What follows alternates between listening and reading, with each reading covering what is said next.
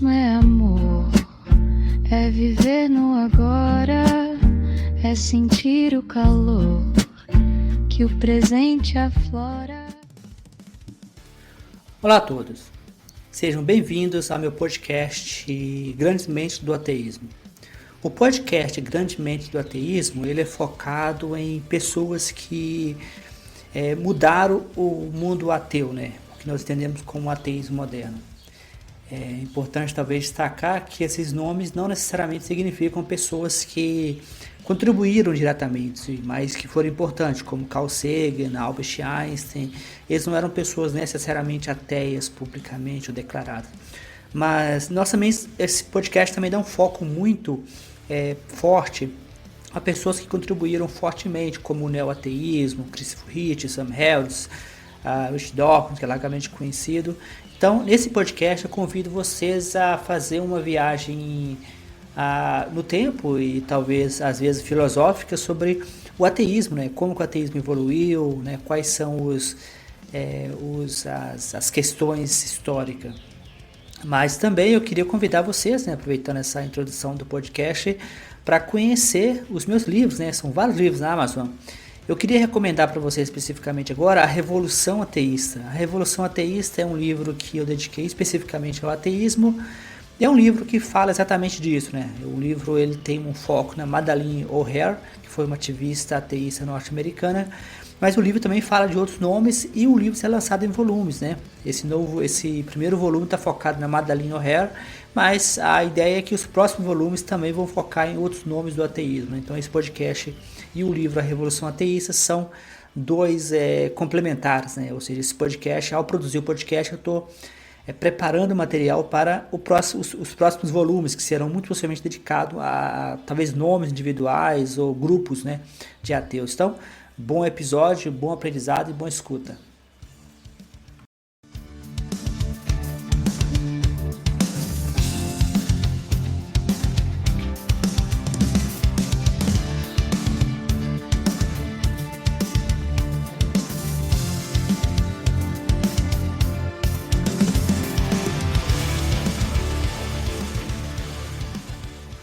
Imagine um homem quase cego, sofrendo de vômitos incontroláveis por dias, trancado num quarto escuro.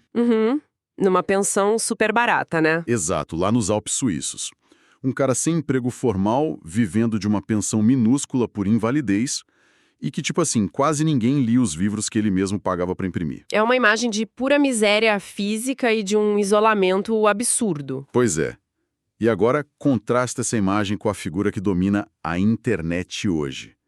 Se a gente abrir qualquer grupo de discussões filosóficas ou aqueles grupos de Facebook de ateus, lá tá ele. Sempre ele. Friedrich Nietzsche.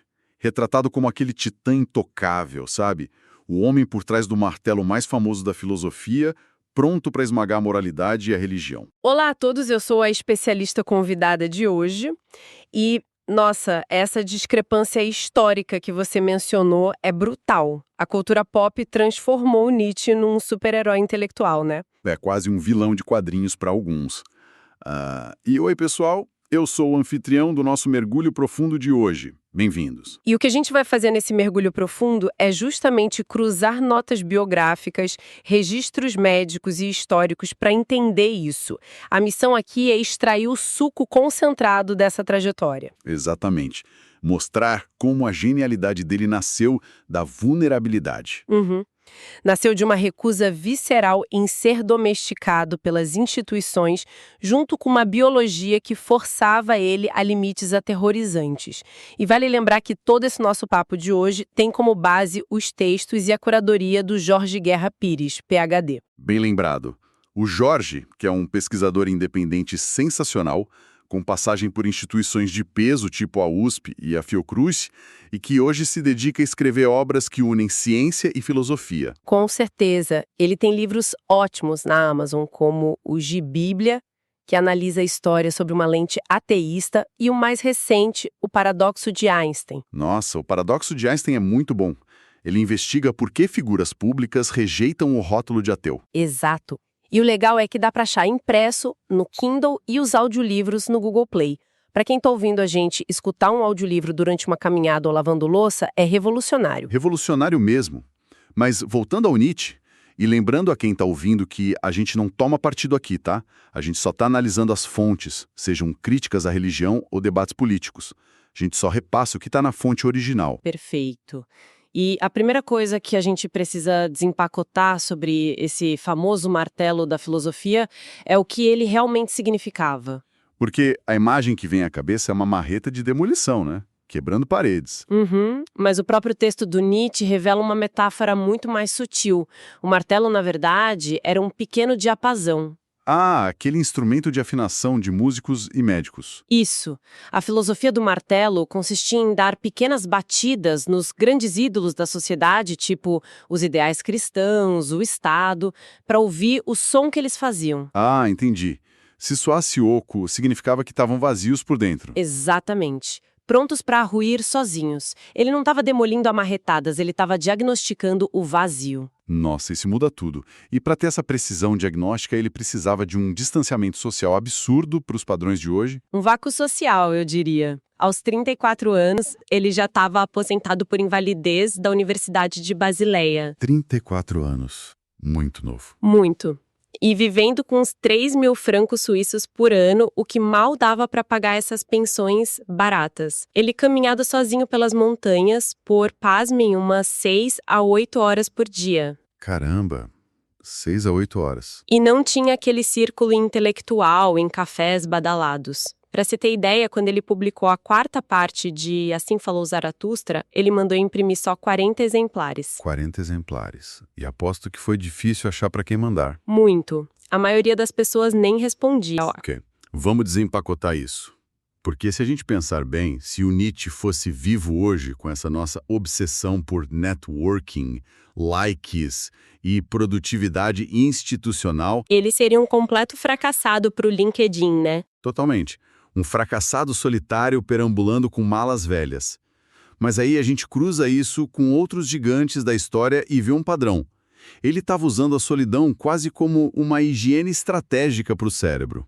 É o que eu sempre digo. O que é fascinante aqui é que o tédio extremo, aquela continuidade sem interrupções, parece ser a infraestrutura invisível para construir sistemas complexos de pensamento.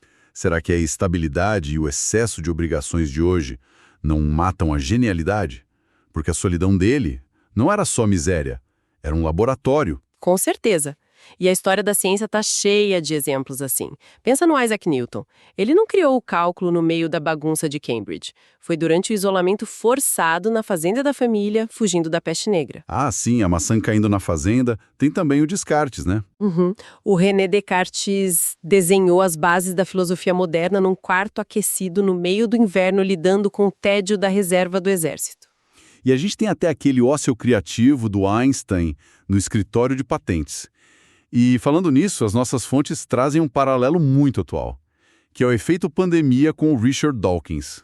Esse exemplo é perfeito. Antes da pandemia, o Dawkins estava totalmente preso na máquina de ser um intelectual público. Viagem toda semana, palestra, brigando com criacionista na internet. Muito barulho, muita polêmica de rede social. Esse ruído todo afastava ele da biologia pura. Pois é. Precisou de uma pandemia global trancar ele em casa para ele voltar para o trabalho duro de reflexão, o que gerou o The Genetic Book of the Dead. Exatamente. O perigo das instituições é o adestramento. A universidade exige uma linguagem específica, não ofender patrocinadores. A obscuridade deu ao Nietzsche um superpoder doloroso. Qual? O de não precisar agradar ninguém. Isso, ele não tinha reputação a zelar na academia, então estava livre para testar as ideias mais perigosas do mundo. Aqui é onde a coisa fica realmente interessante, porque a gente pode acabar romantizando essa ideia de que sofrimento gera genialidade. É um risco, sim. E assim, dor crônica severa normalmente destrói a cabeça da pessoa, não melhora, paralisa. Como é que um cara com enxaqueca cega e vômitos escreve a base do existencialismo? Na maioria das vezes, a dor debilita mesmo. A anomalia do Nietzsche foi transformar a falha do próprio corpo num método de otimização literária. Como assim? Ele tinha uma miopia muito, muito extrema. Precisava de lentes grossas para corrigir de 15 a 20 graus. 20 graus, ele era praticamente cego. E vinha com uma fotofobia brutal. A luz do dia era uma agressão física. Nos ataques de dor, ele ficava no escuro absoluto. Daí as horas trancado na pensão. Isso. Ele não podia ficar horas numa escrivaninha iluminada escrevendo um tratadão acadêmico. Entendi. E aí que entra a metáfora da visão de túnel que a gente encontra nas fontes. Ele precisava aproximar o papel do rosto para conseguir enxergar e tinha que escrever frases curtas e explosivas naqueles pequenos momentos de alívio da dor. Exato. Nasce aí o estilo dos aforismos do Nietzsche. O aforismo não foi uma escolha artística para ser enigmático. É uma necessidade biológica? Ele tinha que registrar a ideia antes que a enxaqueca voltasse. Uma tecnologia de sobrevivência. A doença funcionou como um filtro implacável. Enquanto os outros enrolavam em páginas inteiras, o Nietzsche entregava só o suco concentrado. Ele ia direto na jugular. Mas as fontes falam de diagnósticos modernos para isso, não falam? Falam sim. Tem duas teorias principais muito fortes. Uma é que ele tinha cadazil. Cadazil. Uhum. O que é isso exatamente? É uma doença genética rara nos vasos sanguíneos do cérebro.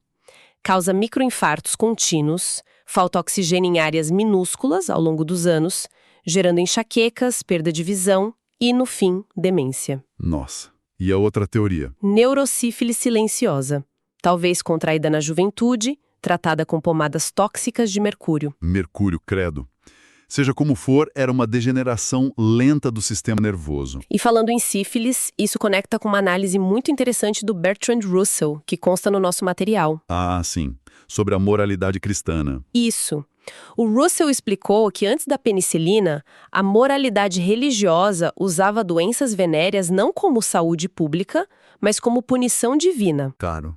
Para controlar o comportamento pelo medo. Exato. Santificava o sofrimento como utilidade moral. E o Nietzsche repudiava isso profundamente. Para ele, a degradação do corpo era uma tragédia biológica crua, não uma purificação. Ele não cedeu à autopiedade.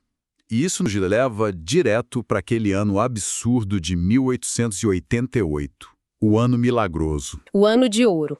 Ele teve uma hiperlucidez que os médicos hoje acham que foi uma mania prévia ao colapso total. O cérebro deu o último suspiro de energia antes de pifar. Ele escreveu 5 obras fundamentais nesse ano, incluindo O Anticristo e Ecce Homo. E o mais chocante é a mudança de atitude. Antes, em Assim Falou Zaratustra, ele usava o profeta persa como um escudo, né? Muita poesia, alegorias. Para não ser censurado de cara, tipo o Galileu usando um personagem de teatro para falar do heliocentrismo, ou o prefácio do livro do Copérnico dizendo que era só um modelo matemático. Perfeito. A ficção escondendo a realidade. Mas em 88, a máscara cai. Ele percebe que a ampulheta está acabando. Exato. Ele age como um dinamitador, atacando direto. É a atitude de quem não tem mais nada a perder. É de se pensar, será que ter a consciência de que o cérebro vai falhar é o que finalmente liberta um gênio da opinião alheia? É um belo paradoxo. E para entender isso, a gente precisa olhar para o destino de outras mentes da época, tipo a Ernestine Rose. Essa história da Ernestine Rose me chamou muita atenção nas fontes. Uma pioneira ateísta, feminista. Uma gigante. Mas a sociedade não estava pronta para o ateísmo dela. Os próprios movimentos que ela criou deixaram ela de lado. Acharam ela muito tóxica para a causa, né? E o que ela fez no final? Decepcionada por não ser levada a sério, ela mesma queimou os próprios arquivos e cartas. Um apagamento por frustração. Ela não apostou no tempo. Já o Nietzsche, como a gente viu, mandou uma mensagem na garrafa para o futuro. Ele aguentou ser ignorado porque sabia que a explosão ia vir depois. Só que isso nos leva para janeiro de 1889, na Praça Carlo Alberto, em Turim. O fatídico episódio do cavalo de Turim. Talvez a passagem mais trágica da filosofia. O homem que passou a vida exaltando o poder e criticando a piedade, sai da pensão e vê um cocheiro chicoteando um cavalo exausto. E a reação dele vai contra tudo o que ele escreveu. Completamente. Ele corre, abraça o pescoço do cavalo, chorando compulsivamente, e ali ele perde a sanidade para sempre. Nunca mais escreveu nada. Foram 11 anos de silêncio absoluto. A maior ironia de todas. Os médicos dizem que foi a demência vascular tomando conta, o cérebro cedendo. Os vasos estouraram. Mas e se a gente pensar diferente? E se aquele abraço no cavalo não foi a perda da razão, mas sim um lampejo de inteligência suprema? Uma empatia radical. Exato. Ele se conectou com a dor biológica e universal daquele animal, o sofrimento puro que igualava ao grande filósofo a um cavalo de carga. Nossa, validar essa reflexão dá um significado assustador para a ruína dele. Mas o desdobramento político disso é ainda mais sombrio. Quando ele entra em mutismo, quem assume o controle? A própria família. A irmã dele, Elizabeth Forster Nietzsche. Exatamente. E as visões de mundo deles não podiam ser mais diferentes. Ela era uma ultranacionalista e antissemita fervorosa. E o Nietzsche detestava o nacionalismo alemão. Ele cortou relações com ela por muito tempo por causa disso. Mas com ele em estado vegetativo, ela virou dona do capital intelectual dele. Ela criou o arquivo Nietzsche e percebeu o poder político ali. Ela falsificou as ideias dele, não foi? O sequestro do legado. Uma fraude monumental. Ela pegava aforismos sobre superação pessoal, tirava o contexto e colava perto de discursos militares. Ela forjou cartas inteiras. Caramba, que absurdo. O auge foi o livro falso A Vontade de Poder. Ela montou esse Frankenstein com rascunhos rejeitados para sustentar uma ideologia totalitária. E pior, ela entregou isso de bandeja para os nazistas. Ela recebeu o Adolf Hitler no arquivo e ainda deu a bengala do irmão de presente para ele. Ela transformou o martelo diagnóstico dele na marreta do extremismo. E é esse o perigo de ser um gigante póstumo, sabe? Você perde o controle da sua própria narrativa. Levanta até a questão sobre quem guarda a história. Porque demorou muito para limpar o nome dele, né? Muito. Foi só lá pelos anos 50 e 60 que os pesquisadores Giorgio Colli e Massimo Montinari foram limpar os textos. Esses caras foram verdadeiros arqueólogos.